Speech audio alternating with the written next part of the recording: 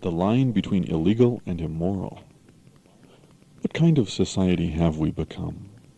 The latest news out of New York City is that the deaf-mute people seen frequenting subway trains selling trinkets or begging were actually slave labor for some demented individuals who figured they could take advantage of these handicapped people because they, the slave labor, had been illegally smuggled into this country and would be unable or unwilling to approach the police. This last estimation proved to be incorrect, as a few of these poor people got up enough courage to challenge the reality in which they found themselves. Who would do such a thing? In this case, take would-be immigrants, who not only do not speak the language but cannot speak at all, pack them into a couple of small apartments, and then send them out each day to scrape a few dollars together to enrich the capitalist. Mayor Giuliani may not put it this way, but that's the truth, isn't it? Some cruel bastard got some money together, capital, which enabled him or them to bring these immigrants to New York City, invest in some trinkets and a couple of apartments, and then sit back and watch the money roll in. Admittedly, it's not the best investment scheme, but it is the essence of capitalism. According to the head of the New York City Red Cross, which immediately took the immigrants in, the Red Cross intervenes in cases such as this 2 to 3 times a month. When asked by Pacifica Radio if having 57 immigrants cramped into unfit housing, working as slaves, was unique, the guy from the Red Cross simply said, no. What is unique is that the city has postured itself as a champion of the downtrodden that will bring the villains responsible to justice. The city of New York has not said why it ignores the 30 or more other cases each year.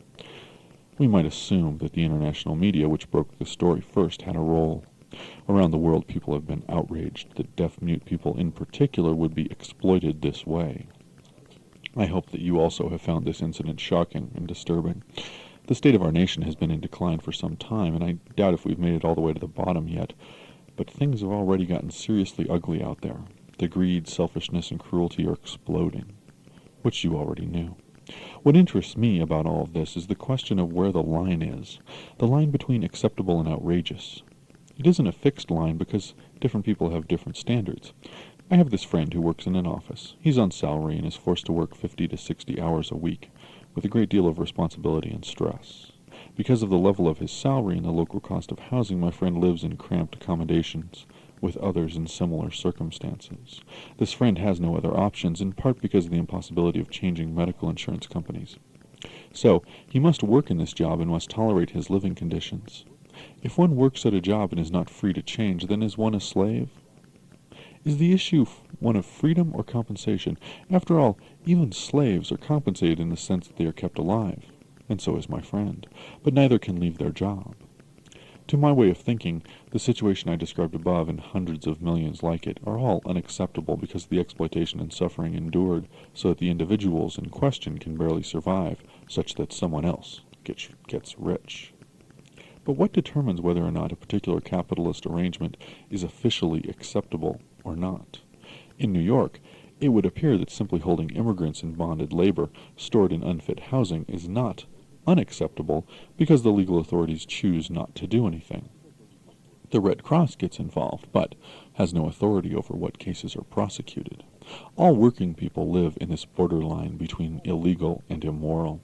The situations in which we work are not moral, in that one individual, the owner, cannot ethically dominate others, which is the essence of capitalism, yet these situations are legal, usually.